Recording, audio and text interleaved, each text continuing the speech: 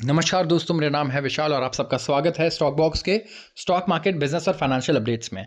अगर आपको सिर्फ 10 से 12 मिनट में दुनिया भर की सारे इंपॉर्टेंट न्यूज़ के बारे में जानना है जो आपको फाइनेंशियली इंपैक्ट करते हैं, वो हम यहाँ पर आपके लिए पिक करके लेकर आएंगे। ऐसी खबरें जिनको हम एनालाइज करेंगे कि कैसे ये आपके फाइनेंसेस को इम्पैक्ट कर रहे हैं, आपकी सैलरी की ग्रोथ बढ़ा रहे हैं, घटा रहे हैं, बिजनेस की ग्रोथ को बढ़ा रहे हैं, घटा रहे हैं, या फिर आपके इन्वेस्टमेंट्स की जो वैल्यू है वो क्या बढ़ सकती है या घट सकती है। नई इन्वेस्टमेंट अपॉर्चुनिटीज़ के बारे में भी आपको पता चल सकता है। ऐसी वीडियोस अगर पसंद है तो इस चैनल को भी सब्सक्राइब कीजिए और वीडियो को भी लाइक कीजिए। शुरुआत करूंगा सबसे पहले आर्टिकल से, और यह है हमारे पड़ोसी देश चाइना के बारे में। चाइना का जो एक्सपोर्ट ग्रोथ है वो 6 महीने लो पर आ चुका है। 6 महीने के लो पर जो एक्सपेक्टेशंस थी उसको भी बीट नहीं कर पाया है। तो यहाँ पे ऑफकोर्स इसका जो श्रेय है वो तो डोनाल्ड ट्रंप को जाता है, लेकिन आगे एक बार जानते हैं क्योंकि इंडिया के लिए भी एक प्रॉब्लमेटिक चीज़ है। ठीक है, तो चाइना का जो एक्सपोर्ट ग्रोथ है वो फोकास्ट को बीट नहीं कर पाया यहाँ पे, और 6 महीने में सबसे स्लोएस्ट और वीकेस्ट रहा है, सबसे कमज़ोर रहा है। एंड सेल्स जो हुई है अब्रॉड वो 4.4% बढ़ी है अगस्त में, from a year earlier to $321.8 billion. And ये वीकर है, जो ब्लूमबर्ग का एस्टिमेट था वो था 5.5% ग्रोथ। चाइना का जो ट्रेड है यहाँ पे अगर आप देखोगे तो रैपिडली बड़ा शिफ्ट नज़र आया है जब से डोनाल्ड ट्रंप ने टैरिफ्स यहाँ पे अनाउंस किए। तो कंपनीज यहाँ पे कैसे रिस्पॉन्ड कर रही हैं, वो दूसरे मार्केट्स पे फोकस कर रही हैं, या फिर यूएस को सामान बेचती है वो, लेकिन दूसरे मार्केट से। जैसे कि पहले चाइना से एक्सपोर्ट हो रहा था, वियतनाम से होगा, या दूसरे जो आसपास की दूसरी कंट्रीज है वहाँ से एक्सपोर्ट होगा। जो एक्सपोर्ट्स हैं तो यूएस वो गिरा है कितना, 33% अगस्त में, जो 5th of double digit decline है। और शिपमेंट्स जो हैं to the 10 nation south east Asian trading bloc, ये बढ़ा है 23%। तो इनका शिपमेंट काफ़ी बढ़ा भी है, डबल डिजिट ग्रोथ रेट देखने को मिल रही है साउथ एशियन कंट्रीज़ को लेकर में। यूरोपियन यूनियन में 10% इनका एक्सपोर्ट बढ़ा है, और अफ्रीका में भी इनका एक्सपोर्ट 26% बढ़ा है। तो ये लोग कहीं ना कहीं कॉम्पनसेट करने की बड़ी कोशिश कर रहे हैं कि यूएस में जो भी हमारा नुकसान हो रहा है वो हमें दूसरी कंट्रीज़ में मार्केट ज़्यादा ज़्यादा कैप्चर करना है, अच्छी वॉल्यूम्स वहाँ पे हमें भेजनी है। ये यहाँ पे चाइनीज़ हमें करते हुए नज़र आ रहे हैं। ऑल्दो कंपनीज जो है यहाँ पे रेड में है, क्यों? क्योंकि इनका ओवरऑल जो प्रॉफिटेबिलिटी है ना वो नहीं बढ़ रहा है। तो क्या कर रहे हैं ये लोग, रेवेन्यू को मेंटेन करने के लिए पहले से ज़्यादा सामान भेज रहे हैं बाहर, ज़्यादा सामान बेच रहे हैं, लेकिन कम दाम पर बेचना पड़ रहा है। इसकी वजह से प्रॉफिट नहीं बढ़ रहा है, तो बस रेवेन्यू को मेंटेन करने की कोशिश कर रहे हैं यहाँ पे। और जो इंडस्ट्रियल प्रॉफिट भी है वो ऑलमोस्ट 2% इस बार गिरती हुई नजर आई है। एक्सपोर्ट प्राइजेस अगर आप देखोगे तो ये हर महीने हमें गिरते हुए नजर आए हैं सिंस मिड 2023, जिसकी वजह से सेम रेवेन्यू के लिए ये और ज़्यादा इन्हें गुड्स बेचने पड़ रहे हैं। और जो कंटिन्यूड राइज है वॉल्यूम्स में, ये कंटेनर डेटा में भी नजर आ रहा है। शंघाई पोर्ट ने अकेले रिकॉर्ड किया है, रिकॉर्ड नंबर ऑफ कंटेनर्स को यहाँ पे हैंडल किया है। करीब ऑल टर्मिनल्स अगर आप देखोगे तो मोर देन 65 लाख कंटेनर इन्होंने हर एक of the 5 each past 5 weeks इन्होंने मैनेज किया है। तो कितना अच्छे लेवल पे यहाँ पे एक्सपोर्ट कर रहे हैं दूसरी कॉन्टिनेंट्स को, दूसरे कंट्रीज़ को। क्यों? क्योंकि इन्हें कॉम्पनसेट करना है जो लॉस इन्हें यूएस की वजह से हो रहा है। अब प्रॉब्लम यहाँ पे बात आती है इंडिया के लिए। इंडिया का प्रॉब्लम स्टेटमेंट क्या है यहाँ पे? US tariffs.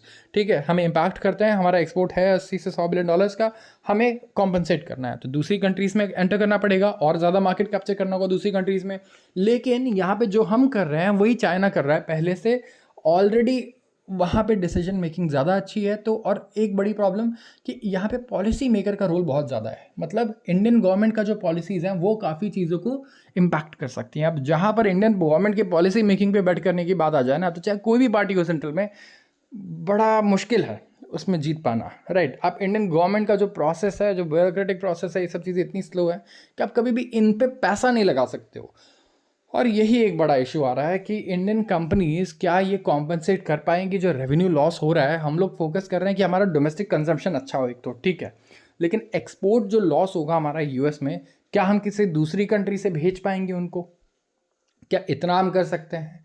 या फिर दूसरी कंट्रीज़ में हम अपना एक्सपोर्ट का डबल डिजिट इंक्रीज़ कर पाएंगे? ये भी एक बहुत बड़ा सवाल है। तो ये हमें देखना होगा, और यहाँ पे गवर्नमेंट का रोल काफ़ी इंपॉर्टेंट रहने वाला होगा। तो लेट्स सी, जो चाइना रेप्लिकेट कर पा रहा है कि डबल डिजिट ग्रोथ रेट जा रहा है एक्सपोर्ट का दूसरी कंट्रीज़ में, क्या वो हो सकता है इंडिया के लिए भी पॉसिबल?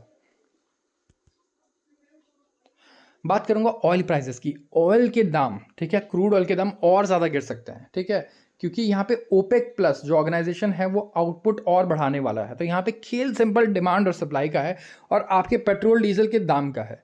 तो लेटेस्ट डिसीजन आया है organisation of petroleum exporting countries and its allies. तो पेट्रोलियम एक्सपोर्टिंग कंट्रीज का एक ग्रुप है, जिसे हम कहते हैं ओपेक, और इसमें जब कुछ और एलाइज जुड़ जाते हैं जैसे कि रशिया जो मेजर ऑयल प्रोड्यूसर्स हैं, तो इसे ओपेक प्लस कहा जाता है। तो ये कह रहे हैं कि हम आउटपुट को और बढ़ाएंगे, ऑयल की सप्लाई को और बढ़ाएंगे, ताकि जो इनका मार्केट शेयर उन्होंने लूज़ किया है टू यूएस, ब्राज़ील और दूसरे ऑयल प्रोड्यूसर्स को, वो अब क्या करें, वापस से रिकैप्चर कर पाएँ। तो जो ग्रुपिंग है, इन्होंने 2 वॉलंटरी प्रोडक्शन कट किए थे पास्ट में। ये पहले अलग रास्ते पर थे, पहले कहते थे कि भाई ठीक है, हम क्या देख रहे हैं कि ऑयल का जो डिमांड है वो गिर रहा है क्योंकि इकोनॉमिक ग्रोथ रेट नहीं है, तो हम लोग सप्लाई को कम करेंगे ताकि प्राइस को हम मेंटेन करें। इनका गोल था कि 80 से $100 के बीच में प्राइस को मेंटेन करते हैं हम लोग, अच्छा पैसा कमाएंगे। लेकिन कंट्रीज़ अग्री तो कर जाती थी, लेकिन जैसे ही लीडर्स वापस घर जाते थे ये मुकर जाते थे, और सब कोई बहुत रिकॉर्ड नंबर ऑफ क्या कर रहा है, ऑयल प्रोड्यूस कर रहा है, सारा मार्केट कैप्चर कर ले रहा है, ये सब चीज़ें हो रही थी। तो अब यहाँ पे ओपेक प्लस ने डिसाइड किया कि वो और आउटपुट को बढ़ाएंगे, सप्लाई ऑयल की और बढ़ाई जाएगी। डिमांड ऑयल की बहुत ज़्यादा कम है क्योंकि चाइना ग्रो नहीं कर रहा है, ठीक है, यूएस ऑलरेडी ऑयल प्रोड्यूस कर रहा है अच्छा खासा, यहाँ पे रशिया भी ऑयल बेच रहा है इंडिया को और चाइना को, तो कंपटीशन बहुत ज़्यादा है, सप्लाई बहुत ज़्यादा है, कंट्रीज़ ऑलरेडी ग्रीन एनर्जी पे स्विच कर रही हैं, तो ऑयल के लिए कुछ बहुत अच्छा खास यहाँ पे नज़र नहीं आ रहा है। तो यहाँ पे आप देखोगे अगर, तो लेटेस्ट जो सितंबर प्रोडक्शन है वो फुल्ली रिवर्स हो गया है, और रिवर्स करके जो 2.2 मिलियन बैरल्स पर डे का जो कट था, अब उसे क्या कर दिया गया है, रिवर्स कर दिया गया है।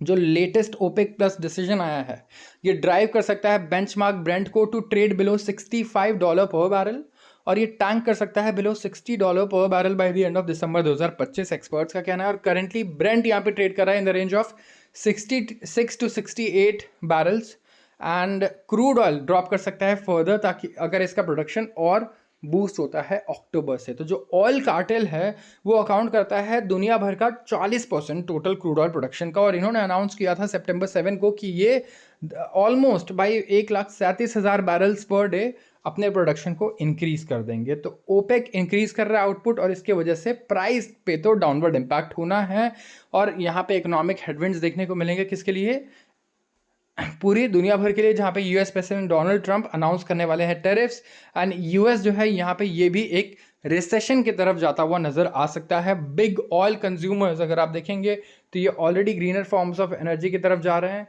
राइट।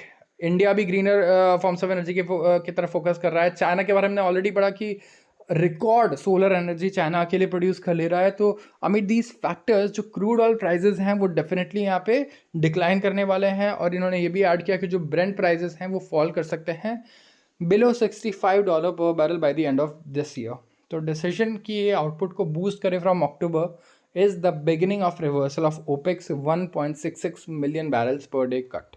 पॉसिबिलिटी है क्रूड ऑयल प्राइजेस की कि या तो ये फ्लैटिश रहेंगे या फिर डिक्लाइन होते रहेंगे करंट लेवल से, और जो ब्रॉडर आइडिया है ओपेक का वो क्लियर है कि वो बड़ा मार्केट शेयर पे फोकस करना चाहते हैं। अब उनका गोल ये है कि हम रेवेन्यू ज़्यादा करें मार्केट शेयर से, क्योंकि ऑयल प्राइस के दाम बढ़ाना तो बहुत टफ है, क्योंकि दुनिया भर में कहीं ग्रोथ देखने को मिल ही नहीं रही है, और स्पेसिफिकली जब से टैरिफ्स आए हैं तब से तो ग्रोथ का कोई नामो निशान हमें नज़र नहीं आ रहा है। तो S&P ग्लोबल ने अपनी रिपोर्ट में कहा है कि क्रूड ऑयल जो है वो $55 बैरल से नीचे जा सकता है बाय द ईयर एंड, क्योंकि ओपेक लगातार अपने आउटपुट को बढ़ा रहा है। तो क्या इससे हमें कोई बहुत ज़्यादा फर्क पड़ने वाला है? नहीं। देखो यूजुअली ओवरऑल बेसिस पे अगर आप देखोगे तो हमारा भी गोल यही है कि हम ऑयल पे फोकस ही ना करें, हम क्लीन एनर्जी सोल्यूशंस पे फोकस करें। गाड़ियाँ भी हम लोग ईवी और हाइब्रिड लेकर आएँ ज़्यादा से ज़्यादा, कार्स, टू व्हीलर, सब कुछ। तो अगर आज ऑयल अगर $10 पे भी मिलने लग गया ना, और गवर्नमेंट अगर ₹30 पेट्रोल कर देगी, तो पूरी ईवी इंडस्ट्री ख़त्म हो जाएगी, क्योंकि पूरी ईवी इंडस्ट्री सिर्फ इसी रीज़न पे है, लोगों के लिए। लोग क्लीन एनर्जी के बारे में नहीं सोचते हैं, लोग ये सोचते हैं मेरे लिए सस्ता क्या है, स्पेसिफिकली कि इंडियन कंज्यूमर के हिसाब से सोचिए। तो उनकी मेंटालिटी ये है कि ये मुझे पर किलोमीटर अगर पेट्रोल की गाड़ी से सस्ता मिलेगा तो मैं इसे चलाऊंगा, ना कि ये क्लीन फ्यूल है क्या है मुझे नहीं पता, ठीक है। अगर पेट्रोल के दाम सही में ₹60 आ जाते हैं या ₹50 लीटर आ जाते हैं, इंटरनेशनल मार्केट में क्रैश भी कर जाए, तो आप बताइए कमेंट सेक्शन में, क्या ये पॉसिबल है कि इंडियन गवर्नमेंट इसको इस रेट पे ले आए? आपको नहीं लगता कि पूरी ईवी इंडस्ट्री ही खत्म हो जाएगी गाड़ियों की? लोग सीधा कार लेने लग जाएंगे, बाइक लेने लग जाएंगे जो पेट्रोल से चलती है या डीजल से चलती है, क्योंकि वो ज़्यादा कॉस्ट इफेक्टिव होगी, राइट। अब बात करूंगा अगले आर्टिकल की, और यह है स्टील इंडस्ट्री के बारे में। स्टील इंडस्ट्री इंडिया में फ्लैग कर रही है high input cost. Steel industry कह रही है कि यार इनपुट कॉस्ट बड़ा बढ़ गया है, मतलब स्टील को प्रोड्यूस करने का कॉस्ट बड़ा बढ़ गया है, और हमें ग्रीन ट्रांजिशन के लिए गवर्नमेंट से मदद चाहिए। अब स्टील में भी ना ग्रीन स्टील की बात चल रही है, ऐसा स्टील जो बिना ज़्यादा पोल्यूशन फैलाए यहाँ पे प्रोड्यूस होता है, और इसी के मार्केट की ग्रोथ की बात आगे हमें देखने को मिल रही है, स्पेसिफिकली इंटरनेशनली यूरोपियन कंट्रीज़ की अगर आप बात करोगे तो टाटा स्टील और आर्सेलरमित्तल निप्पॉन स्टील इंडिया है, ये two of countries largest steel firms हैं, और इन्होंने अर्ज किया है गवर्नमेंट को कि रैंप अप करे फंडिंग को, ठीक है, और policy support for the transition to green steel, ठीक है, ग्रीन स्टील में हमें ट्रांजिशन करना है।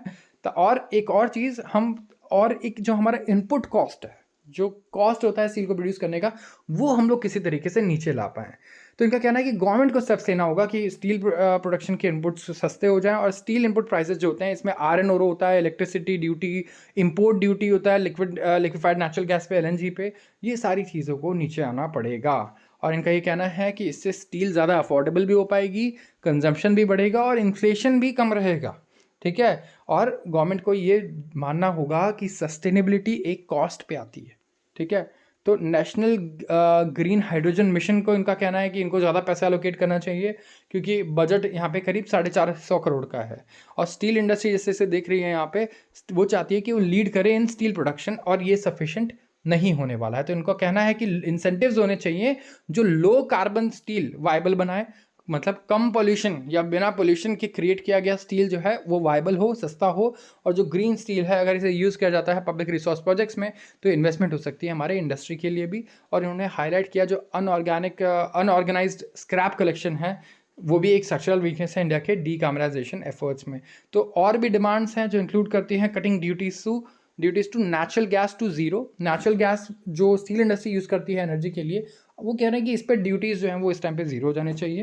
And using funds collected under district mineral foundation DMF और कंपनसेटरी अफॉरेस्टेशन फंड जो है CMPA काम्पा, यहाँ पे भी हमें कहीं ना कहीं कम करना होगा जो कॉस्ट इंडस्ट्री के लिए आ रहा है। तो माइनिंग पर भी इन्होंने कहा कि रिफॉर्म्स लाने होंगे और कॉस्ट को कम करना होगा। तो स्टील इंडस्ट्री मतलब ऐसा नहीं कि एक चीज़ पे डिपेंडेंट है, मल्टीपल सेक्टर्स होते हैं जो स्टील इंडस्ट्री को हेल्प करते हैं। माइनिंग बड़ा इंपॉर्टेंट है, राइट। उसके बाद एनर्जी लाओगे आप, एनर्जी भी तो चाहिए स्टील को प्रोड्यूस करने के लिए, राइट। तो ये सारी चीज़ें बड़ी इंपॉर्टेंट है। और फिर एक इंपॉर्टेंट चीज़ ये भी थी कि स्टील इंडस्ट्री बड़े दिन से रिक्वेस्ट करी थी कि जो फॉरेन प्लेयर्स हैं, स्पेसिफिकली चाइनीज़, जापानीज़ और कोरियन, ये बड़े सस्ते दाम पर इंडिया में स्टील डंप कर दे रहे हैं अपना, क्योंकि यूएस नहीं भेज पा रहे हैं, यूएस में टैरिफ लग गया है। तो उसकी वजह से ये भी इशू आ रहा था कि हमारे स्टील के दाम लगातार गिर रहे थे और कंपनीज पैसे ही नहीं कमा पा रही थी और केपेक्स नहीं करना चाह रही थी। तो ये एक ऐसी चीज़ है जो हमें देखना होगा। एंड इनका ये भी कहना है कि जो स्टील इंडस्ट्री है वो, उसमें प्रपोजल ये भी आया है कि हम एक नेशनल ऑक्शन कैलेंडर बनाएं, ठीक है, ताकि हम सिंगल स्टेज ऑक्शन करें फ्रॉम करेंट प्रोसेस, जहाँ पे वी कैन डिजिटल हो चीज़ें, रियल टाइम ग्रेड डिटर्मिनेशन हो, ताकि ऑफलाइन मेजरमेंट ना करना पड़े जिसमें बहुत ज़्यादा टाइम भी लगता है। तो पैसा भी चाहिए सस्टेनेबिलिटी के लिए, ठीक है, और हो सकता है कस्टमर पे करने को तैयार ना हो वो पैसा, तो गवर्नमेंट को यहाँ पे ज़रूर एक इंपॉर्टेंट रोल प्ले करना होगा। तो आज के लिए बस इतना ही। वीडियो अगर पसंद आई हो तो ज़रूर इसे लाइक करें और चैनल को सब्सक्राइब करना बिल्कुल ना भूलें। अगर आप रोज़ ऐसे वीडियोस को देखना चाहते हैं तो आप सबका बहुत बहुत धन्यवाद।